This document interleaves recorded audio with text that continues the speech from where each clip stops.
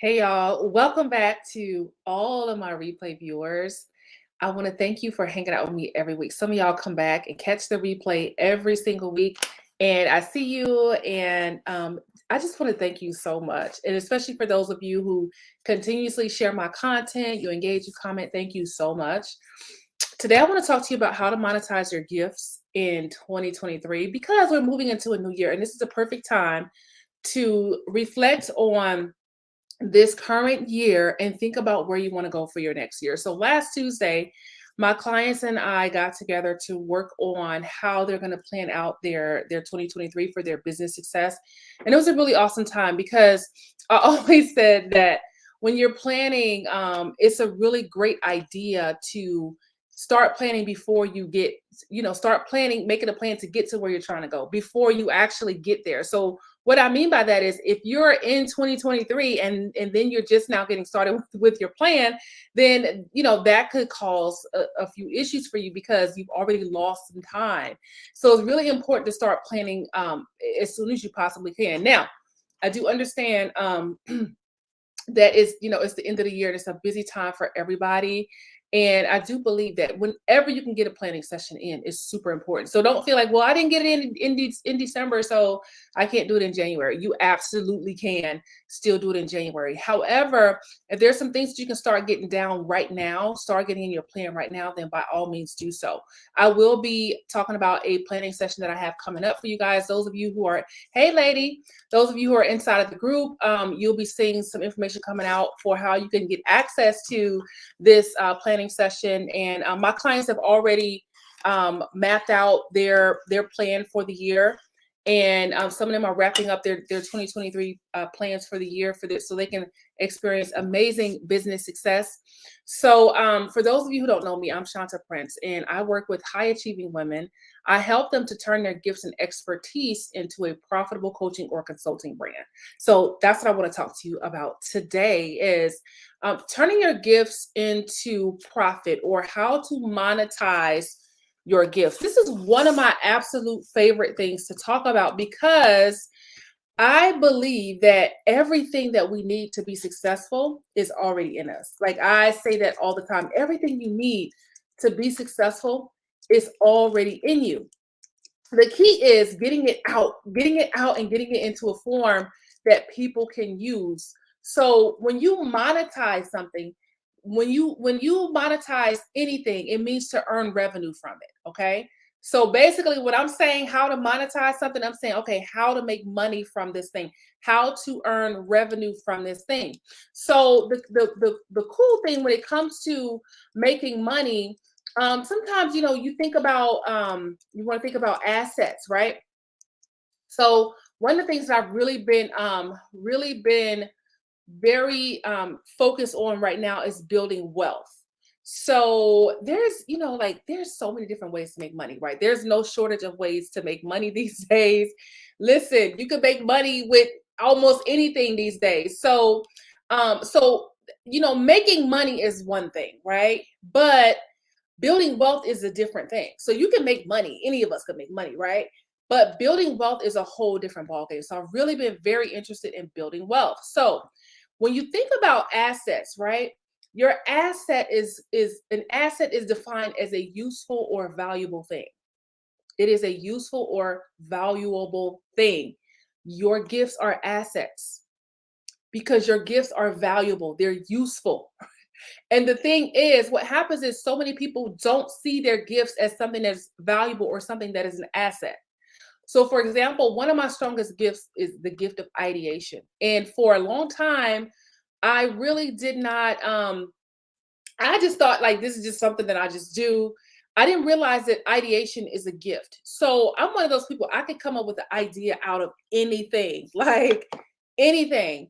I do not have a shortage of ideas. So so that's one of the main ways that I make my money is with my gift of ideation. And so you have something too that you're great at, probably multiple things. You're probably multi-talented and you probably got all these gifts that are wrapped up inside of you, right? The thing is, you got to unwrap those gifts and use those gifts, monetize those gifts, right? So remember when I said to monetize something means to earn revenue from it. An asset is a valuable or useful thing. Your gifts are assets that you can earn revenue from.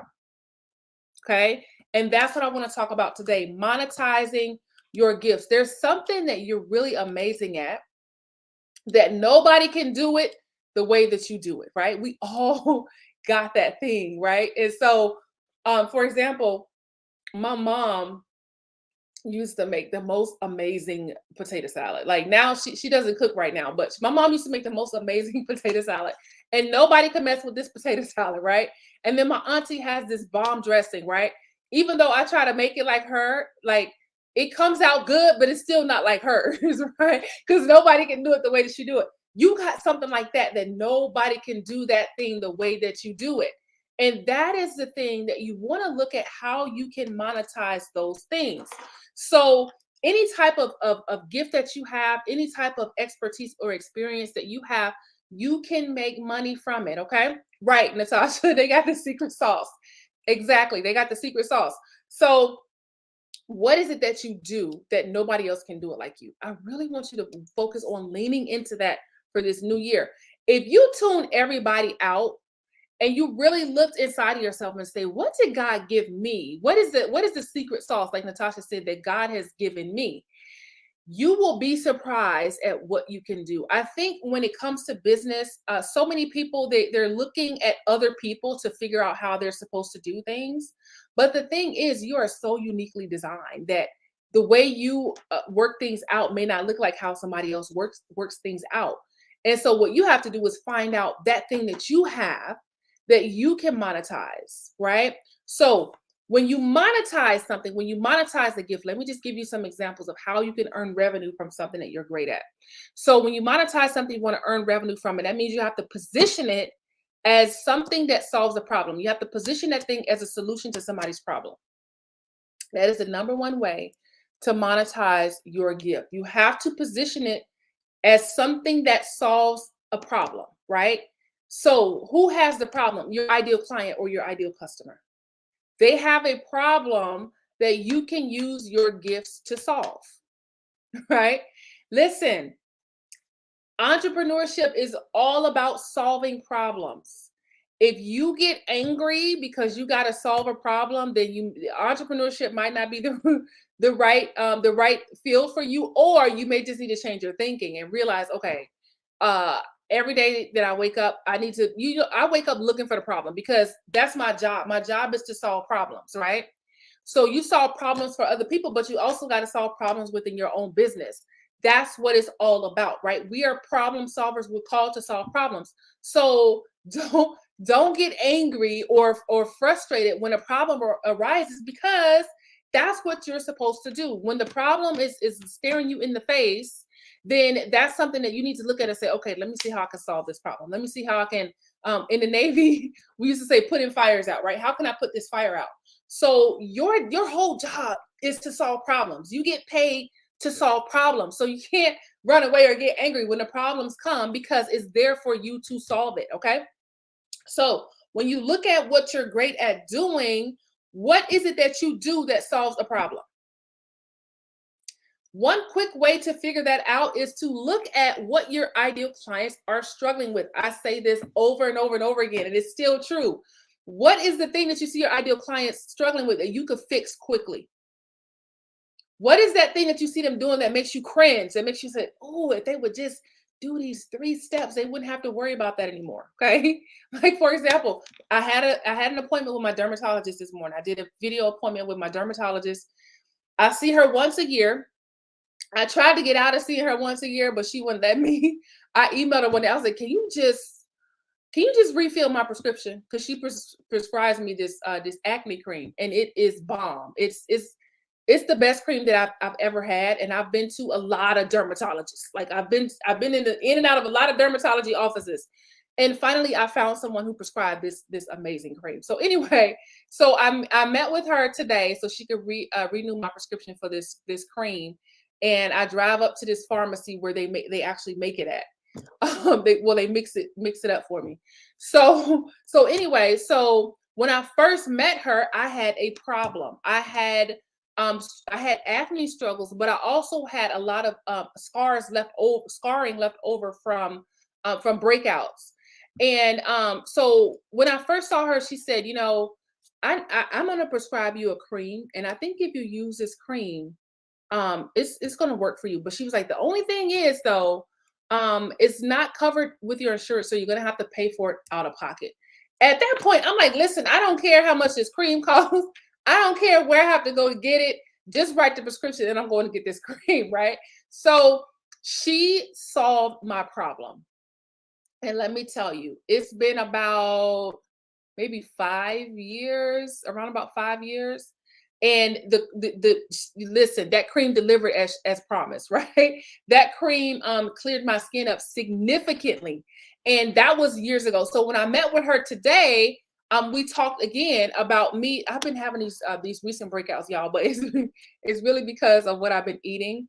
And I learned a long time ago that certain things I should not be eating, like dairy products. But sometimes I go through phases where I'm like, where I have a very strict eating regimen, like where I'm very uptight about what I eat, like not even playing no games. I'm not eating sugar. I'm not eating dairy. I'm eating a protein, a vegetable, and sometimes a simple carb every now and then, a complex carb. But sometimes I'm like really strict and really focused.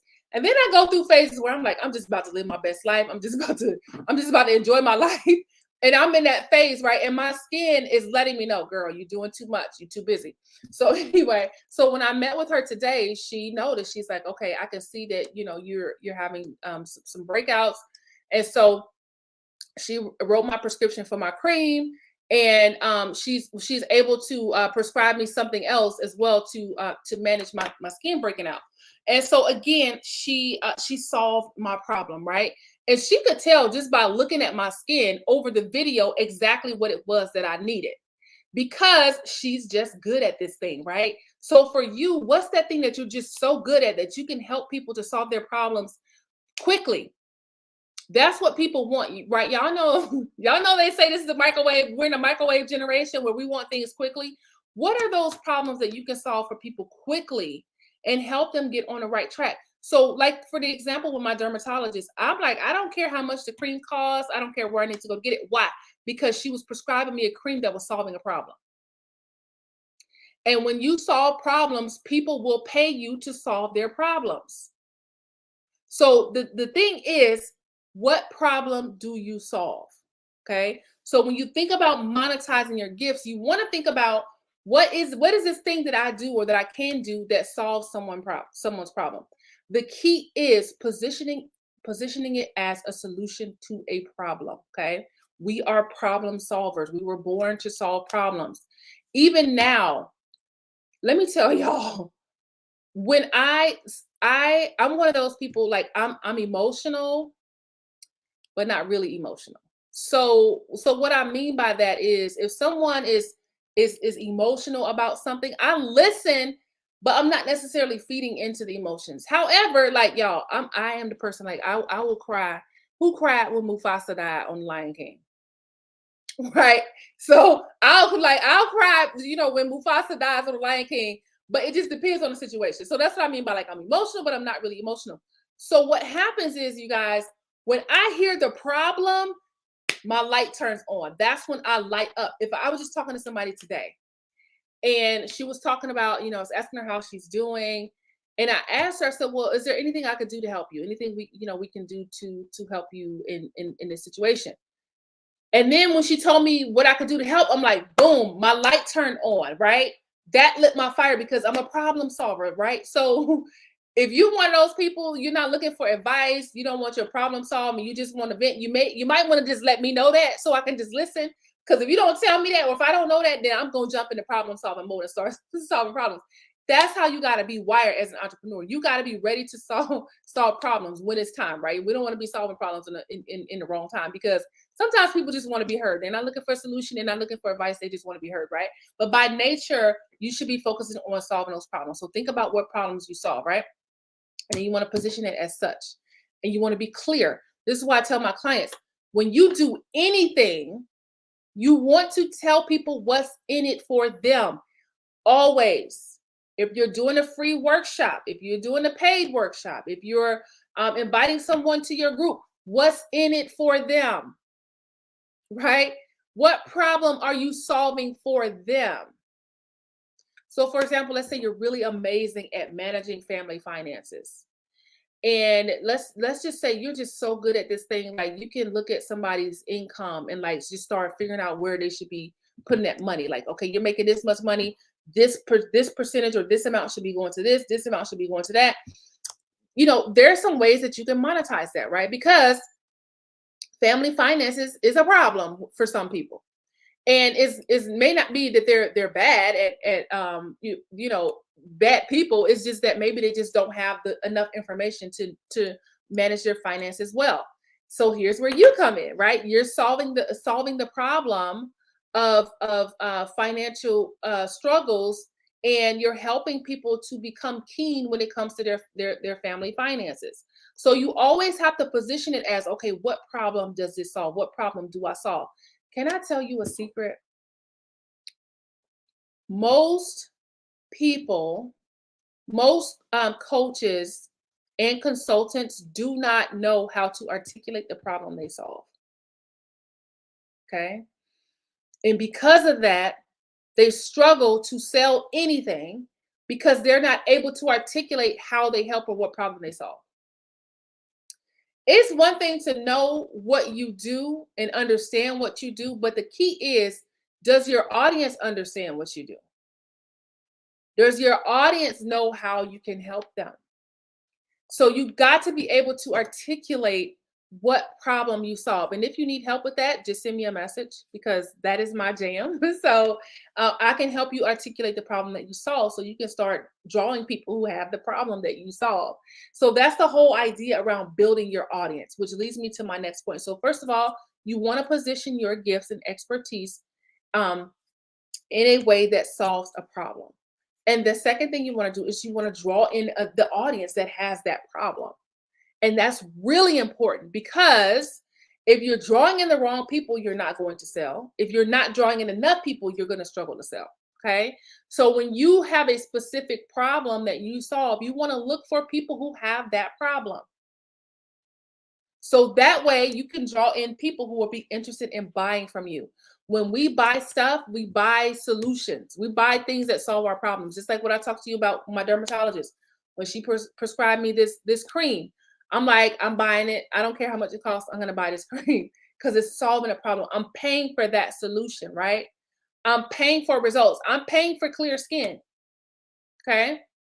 So what are your people paying you for? See, what happens is a lot of times we want to actually sell, we want to sell people the product instead of selling them the solution, right?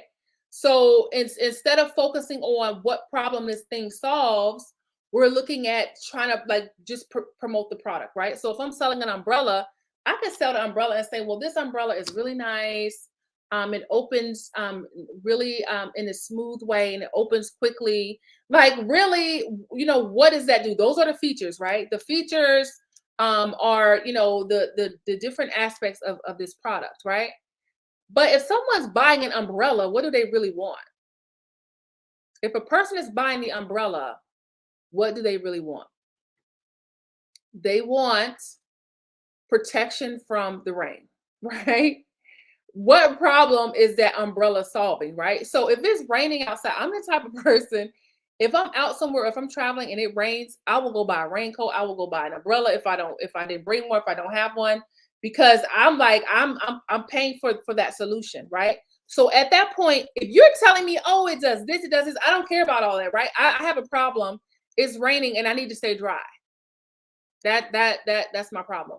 So the thing is, when you don't understand how to articulate what problem you solve, you start promoting the wrong features of the thing. And because of that, no one's interested in the features of it as much as they are in what the thing does for them.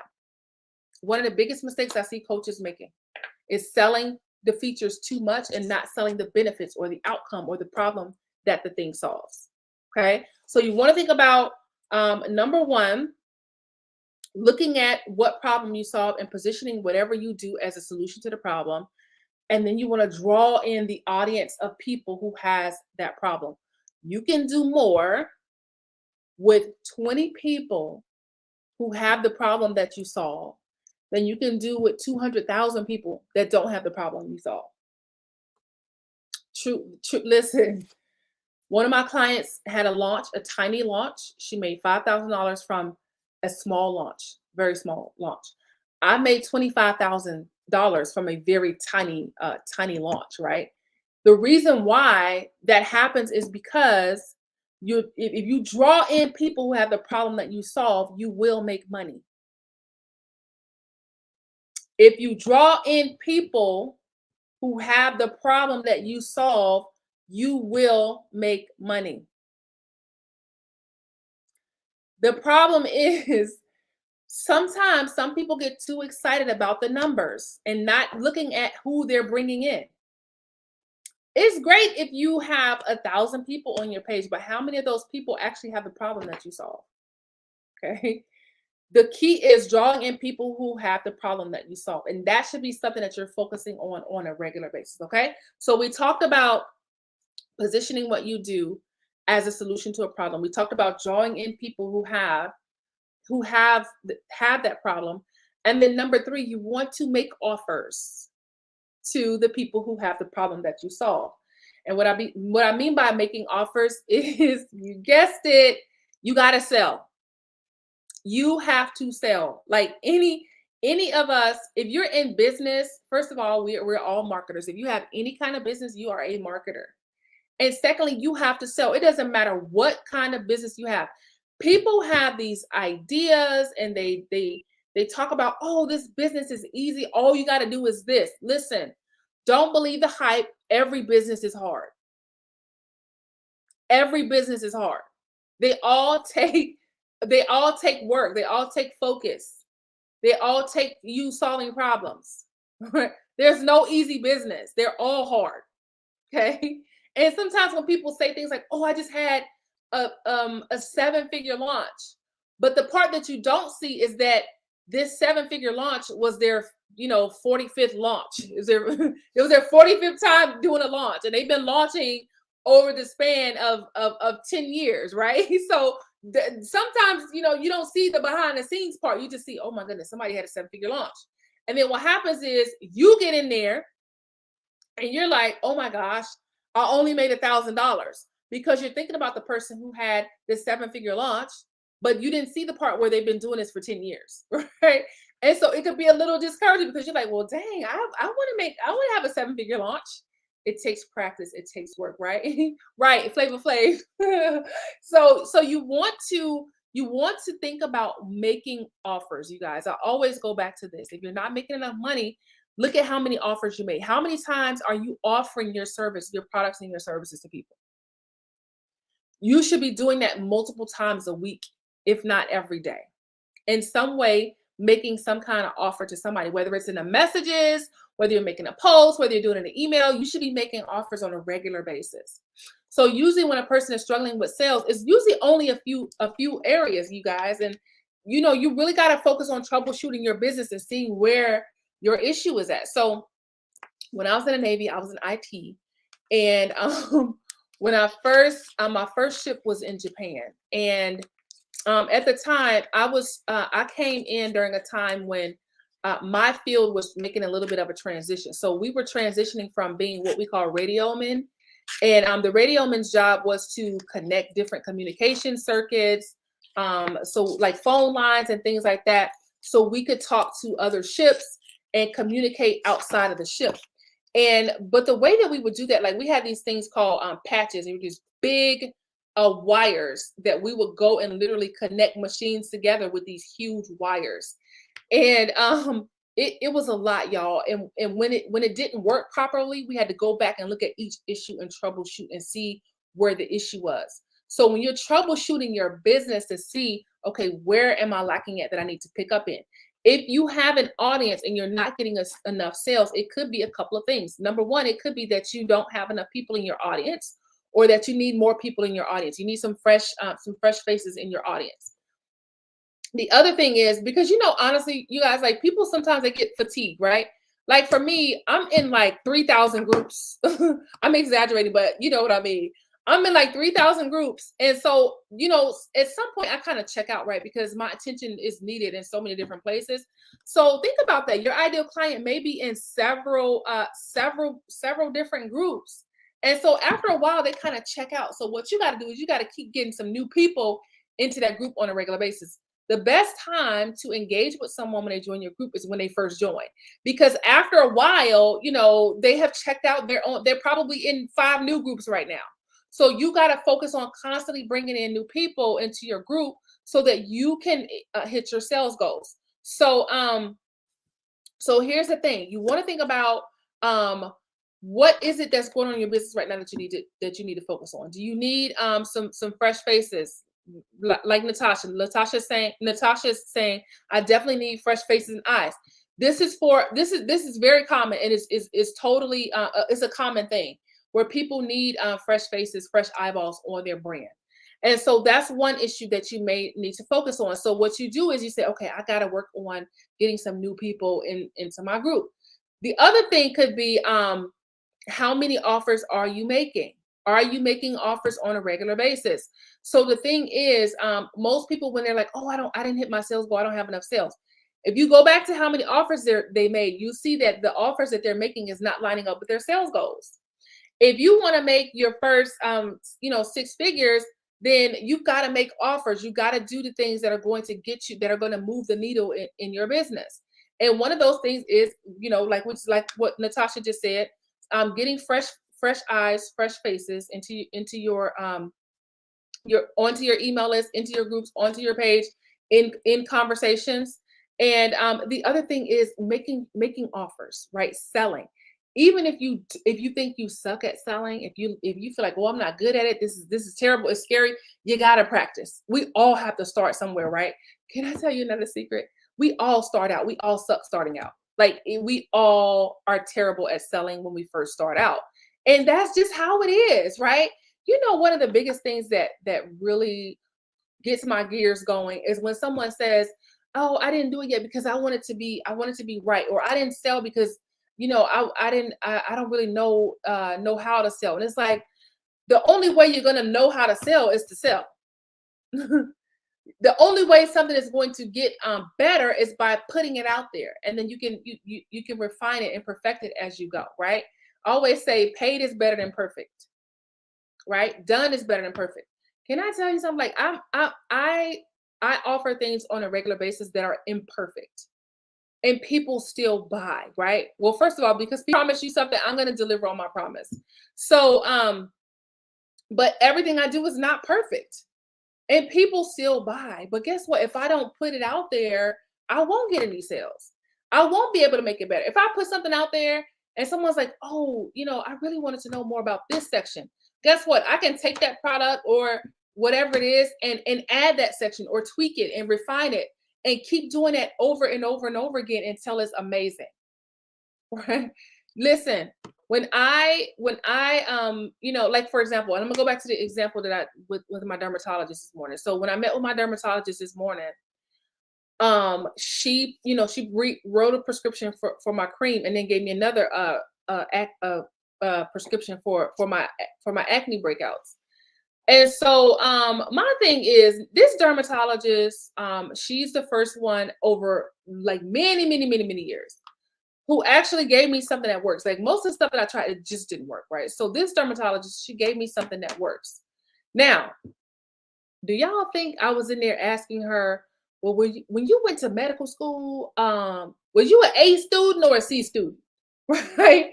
Did you get all A's, or did you get some B's and some C's? Like, what was your grades looking like when you were in medical school? No, I didn't do that, right? This woman is solving my problem.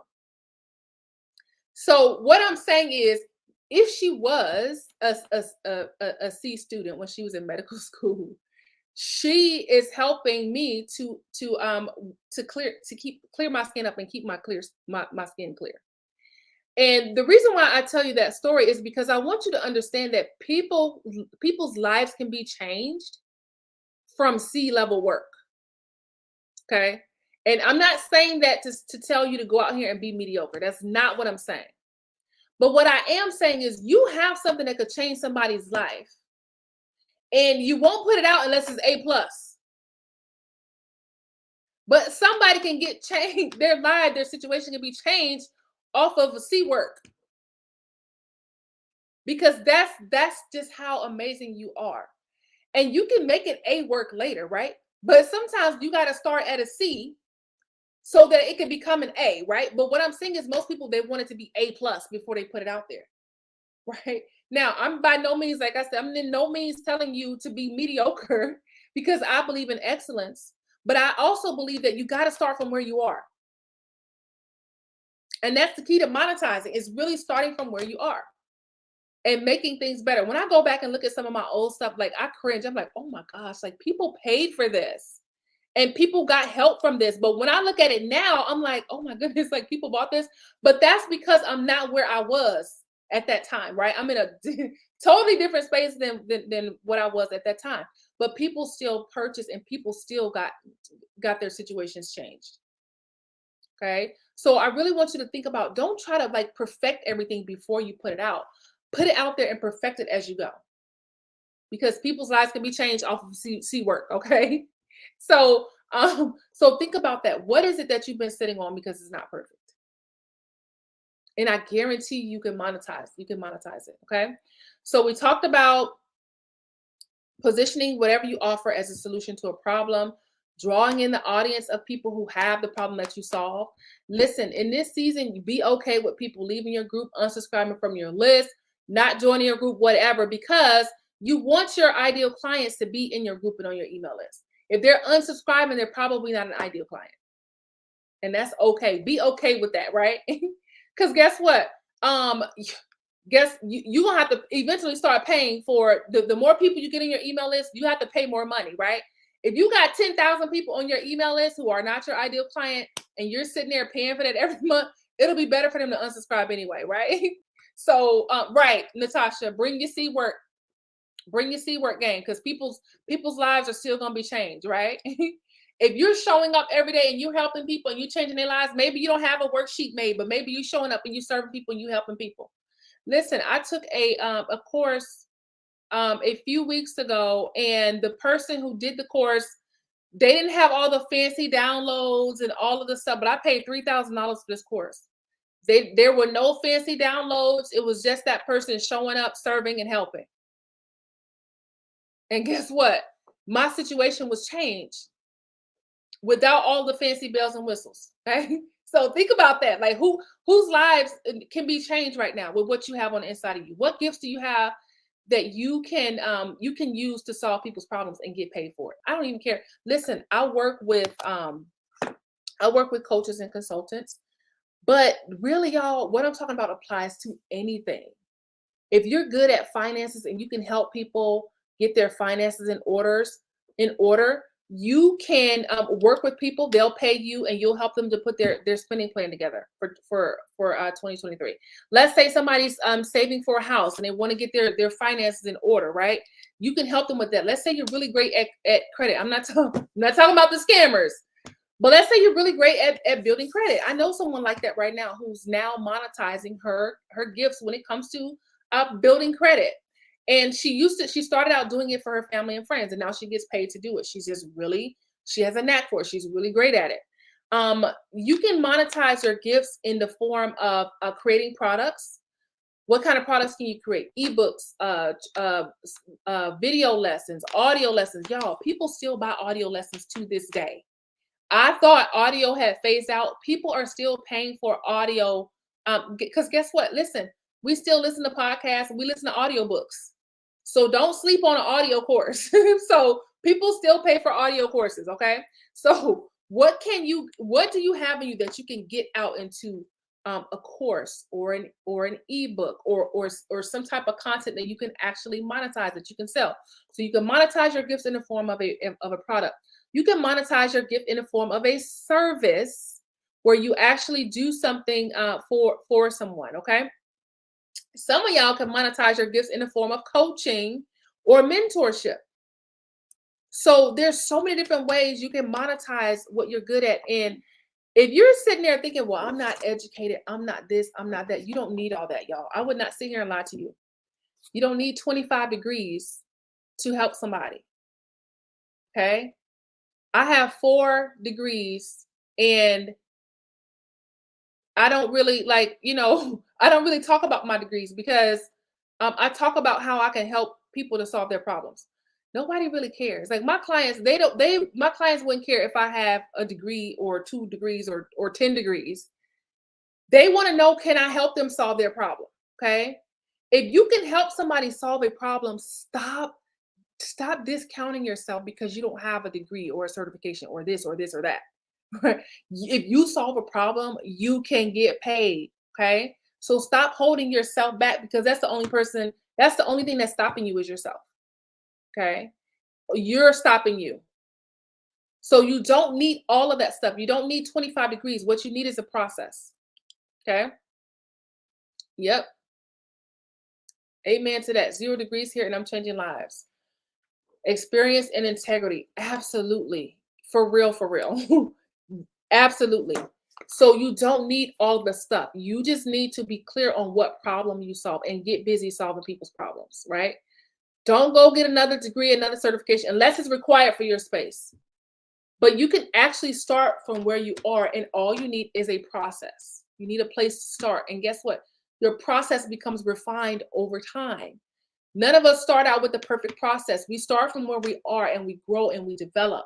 And that process gets refined over time, but we all have to start from where we are. That's the only place where you can start. I don't understand. Well, I do understand it, but it's frustrating to me that people want everything perfect before they start. And I'm like, no, that's not how you do it. You get started and then you refine things as you go, right? I always say this, grow as you go. That's the key to monetizing your gifts. You really have to grow as you go. You can't sit back and wait for everything to be perfect. You get out there, you practice, you fail, you make mistakes, and you keep going. When you see people like we talked about with the 7-figure launch, they kept going. And eventually all the mistakes they made, all the things they learned, they all came together, and everything worked. All the pieces came together and worked for that person to have a 7-figure launch. Okay, so if that's you, if you're looking like I'm ready to come off this job, I'm ready to make a change, I'm ready to do this thing. Now is your time. It's your turn. It is your turn, because right now people need you. They need your gifts, your expertise. Everybody has something to offer to others in this season right now. You just got to take that thing, package it as a solution to the problem. You got to make offers, like we talked about, draw in the people, and then make offers, right? Now, I know the way that I explain things is very simple. The concept is simple, but there's a lot of work that goes into it, right? So if you're thinking, okay, all I got to do is figure out what problem I solve, package it up as a solution to the problem, draw in the audience, and then make offers, right? Now, that really is all you got to do, but there's a lot of steps in those in those things, right? So overall, those are the things that you got to do. But it does take you working on your mindset every single day, right? Don't think just because you see people on video or you see people making amazing sales. Look, everybody has to work on their mindset. I got to work on my mindset. You got to work on your mindset. It's something that we all have to do. We all have to do the mindset work, right? Because listen, success starts in the mindset first, right? If you show up and you think, oh man, this is going to fail, it will fail. But if you show up like, I'm going to win, then you will win. So we all have to do the mindset work and do the work, do the mindset work. And then we have to take the steps. You got to do the work. There's no way around it, right? Nobody wakes up a millionaire. We all got to do the work, y'all. Like, we're all in this thing together. Look, it's not easier for me than it is for you. I have to do stuff that I don't like to do all the time, right? Yes, I love my business. I love the flexibility that it provides. But guess what? Like, everybody, all of us got to do something that we don't like. Like when you start hiring a team, like you may have to fire somebody. Maybe you don't like firing people, right? But it may be something that you just don't like doing that you have to do, right? We all have things that come along with business that we got to do that we don't really like. And that's just a part of it, right? So you got a couple of options. Either you keep going or you find another way to do it. Like my clients, some of my clients, my clients have different personalities. They have some of them they're people, and some of them are introverts. I'm an introvert, right? But I have a switch that I can turn on. I could be an extrovert if I want to. And that's why people don't believe me when I tell them I'm an introvert. But extroverts and introverts have different styles and ways of doing things. For me as an introvert, I really do well in the messages. Like I really, because I tend to write my ideas out better than speaking them, because I got time to think and I got time to pull my thoughts together. So I tend to do very well in the messenger. If I have a client who's an extrovert, maybe they do better in person. So what you do is you work that thing, right? You work your gift, and you work your talent, and you leverage it. And so, but at the end of the day, whether you're introvert or extrovert, we all got stuff that we just don't like. There's just some things that's like, when I have to do something that I don't like, I try to set my atmosphere. So I'm like, let me get this done. Like, keeping my paperwork and things organized. I don't like, when it's tax time. I don't like that. I don't like when I have to do the behind the scenes, some of the behind the scenes type of stuff. But then on the flip side of things, there's some things that I really enjoy. So you got to figure out what that thing is for you. But you also have to understand there's some things that come along with the package, and you may have to do some things that you don't like. However, majority of your business should not be you doing stuff that you don't like. Majority of the stuff that you do in business should be things that you enjoy. So that way, when you got to do stuff that you don't like, right, it's not enough to bring you down. It's not enough to stop you. It's just like, oh, let me just get this thing done. Even if you worked a job, right? I know when I worked a job, there's only one thing that I liked, and that was teaching. The rest of my job, I was like, I don't like this. I don't like none of this. But I had to show up, right? Because I had to provide. So it's the same way with business, right? There's some things that you got to do. You got to show up, and you got to provide. Okay. Now, when you're in business and your business is the only thing, and you're like, this has to work, then you show up differently. I will tell you this. For a long time, I was stuck at a certain income level in business, because in the back of my mind, I'm like, I got 4 degrees. I can just go get a job. Let me tell you, I have a strong background in information technology. So I'm like, I can go be an IT, but I also have a background in psychology. And I've done both. I've been in the IT field and in the psychology field. So I use my psychology degree to get a job, in a psychology field. In both spaces, I'm like, there's just stuff that I just don't like. There's stuff that I just don't like doing. So either way it goes, like, y'all, we all got to do those few things. However, you should not be miserable with your business, right? Find the parts that you enjoy to balance out the parts of business that you don't like. All right, you guys. So this I'll be sending out some more information for our planning session that I will be opening up to you guys. My clients are already well on their way to planning out their 2023. If you need help with planning your year, just send me a quick message, and I can tell you how you can get into this planning session that I'm opening up to the public. And I really want to help you to get focused and get your plan ready for this year, because listen, January is right around the corner, right? Next year, this time, you could be in a whole different tax bracket. Okay. You could be in a whole different tax bracket next year, this time, if you plan your work and work your plan. Okay. So that's what I want to help you to do. So let me know if you want to get on that planning session, just send me a message. And I'll be back. Y'all, if you're in the group, if you're not in the group yet, come on over and join us in the group. It's High Achieving Coaches. I changed the name last week. High Achieving Coaches. You're going to start seeing some new content in there, and I'm super excited because I'm laying out some modules so that you can come in there. Thank you so much, Natasha. So you can come in and have a roadmap for the steps that you need to take to build a profitable coaching or consulting brand. So I'll be laying out that content. You'll see that coming in. So if you haven't joined us already, join us in High Achieving Coaches. And I've got some other exciting things to share with you, but I'll save those things for later. So as you already know, if you need anything, you have any questions, feel free to shoot me a quick message. You can message me on Facebook. You can message me on LinkedIn. If you're watching me from YouTube, you could just send me a quick email at info@shantaprince.com. And other than that, y'all have a wonderful week. I hope Christmas is amazing for you. Hopefully, if you're in a place where like this season stresses you out, I would encourage you to make it what you need it to be, right? Cultivate your atmosphere for this holiday season. If there's certain things that you don't want, make it what you want it to be, okay? If you need to turn your phone off, turn off that phone and get in the space where you need to get during this holiday season. Don't let the times or the seasons stress you out. However, if you're like me where this is your favorite time of the year, then by all means, enjoy your season. However, if it's not, then make it enjoyable for yourself. Do what you got to do, okay? So you can enjoy this season. There's no need for any of us to be stressed because we all got a mission that we got to accomplish, right? Going into this next year, we're all called to do something great. And you can't do that if your head is not in the right space, okay? So unlock your greatness, create the space that you want to create for this holiday season and enjoy it, all right? Now I'll see y'all back here next Thursday at the same time. Have a wonderful week and I look forward to hearing from you.